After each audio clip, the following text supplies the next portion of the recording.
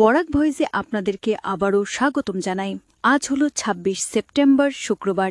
আজকের সকালের বিশেষ বিশেষ খবরগুলি হল: শিলচরে স্কুটির ধাক্কায় মৃত্যু সাইকেল আরোহীর। বৃহস্পতিবার বিকেল ৩:৩০ নাগাদ এই দুর্ঘটনা ঘটে শিলচর মধুরবন্ধ সংলগ্ন কান্দিগ্রামে। হত নাজিমুদ্দিন মজুমদার কান্দিগ্রামেরই বাসিন্দা। জানা গেছে, নাজিমুদ্দিন সাইকেলে চড়ে যাওয়ার সময় স্কুটির সঙ্গে সংঘর্ষ ঘটে। এতে তিনি গুরুতর আহত হন। এই অবস্থায় তাকে চিকিৎসার জন্য নিয়ে যাওয়া হয় মেডিকেল কলেজ হাসপাতালে। মেডিকেলেই চিকিৎসাধীন অবস্থায় তার মৃত্যু ঘটে।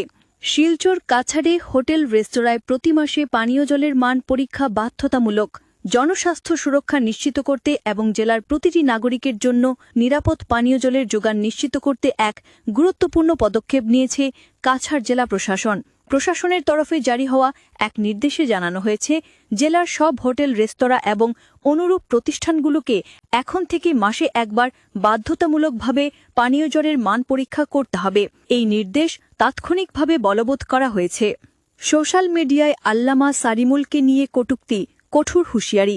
সম্প্রতি সময়ে লক্ষ্য করা গেছে, বিভিন্ন সময় সোশ্যাল মিডিয়ায় ধর্মীয় পণ্ডিতদের নিয়ে কুরুচিকর মন্তব্যের প্রবণতা দিন দিন বাড়ছে। এরই ছেড়ে রামকৃষ্ণনগর সমকর জেলা এলাকায় ঘটে যাওয়া একটি কাণ্ডকে ঘিরে সাম্প্রতিক কিছু ঘটনা সামাজিক অশান্তি ও বিভেদের আশঙ্কা তৈরি করেছে।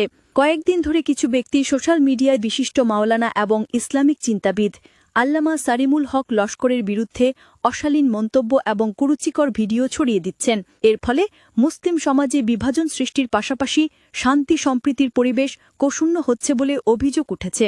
এই প্রেক্ষাপটে বৃহস্পতিবার শ্রীভূমি তথা করিমগঞ্জ জেলার সেটেলমেন্ট সাহেব বাড়িতে সুফি সাইদ মুফিদুল হোসেন মাদানির নেতৃত্বে এক জরুরি সভা অনুষ্ঠিত হয়। সভায় উপস্থিত ছিলেন করিমগঞ্জ জেলা জুলুসে কমিটির কর্মকর্তা এবং বহু বিশিষ্ট আলেম ওলেমা।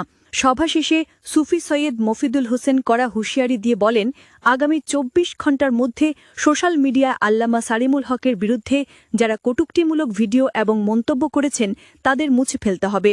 তবে তারা প্রশাসনের দ্বারস্থ হবেন যদি এগুলো মুছে ফেলা না হয়। ইসলাম শান্তির ধর্ম, অথচ অযথা অপমানজনক মন্তব্য করে বিভিন্ন সংগঠনের মধ্যে দ্বন্দ্ব সৃষ্টি করা হচ্ছে। এটি ইসলাম বিরোধী এবং সমাজ ধ্বংসের কারণ হতে পারে। আজকের বরাক উপত্যকার ৩ জেলার আবহাওয়ার খবর। আজ বরাক উপত্যকার ৩ জেলার আকাশ ফর্সার পাশাপাশি গরম একটু বেশি থাকার পূর্বাভাস। শিলচর কাছাড়ে আজ সর্বোচ্চ তাপমাত্রা থাকবে ৩৮ ডিগ্রি সেলসিয়াস এবং সর্বনিম্ন তাপমাত্রা থাকবে ২৯ ডিগ্রি সেলসিয়াস। শ্রীভূমি তথা করিমগঞ্জ জেলায় আজ সর্বোচ্চ তাপমাত্রা থাকবে ৩৮ ডিগ্রি সেলসিয়াস এবং সর্বনিম্ন তাপমাত্রা থাকবে ২৮ ডিগ্রি সেলসিয়াস।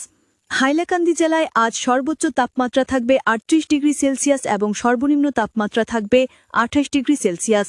এই ছিল আজকের সকালের বিশেষ বিশেষ খবরগুলি। ভিডিওটি অবশ্যই লাইক করে শেয়ার করে দেবেন।